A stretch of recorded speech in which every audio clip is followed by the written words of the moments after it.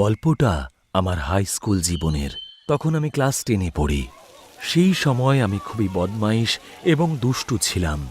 আমি এবং আমার বন্ধু রাজু ও চিন্টু ক্লাসের সবাইকে খুব বিরক্ত করতাম। এক কথায় বলতে গেলে ওদেরকে র্যাগিং করতাম। আমাদের ক্লাসে একটা ছেলে পড়তো, ওর নাম ছিল শিবা। আমরা ওকে একটু বেশি র্যাগিং করতাম। প্রায় প্রতিদিনই ক্লাসের ফাঁকে অকারণেই আমরা ওকে কান ধরে উঠবোস করাতাম, আর আমরা যা বলতাম ও মুখ বুজে তাই করত। টয়লেটে গেলে আমরা বাইরে থেকে বাথরুমের দরজাটা বন্ধ করে দিতাম। চিন্টু একবার ওর একগোছা চুলও কেটে দিয়েছিল, কিন্তু তাতেও ও কাউকে কমপ্লেন করেনি। একদিন তো আব্দুল ক্লাসের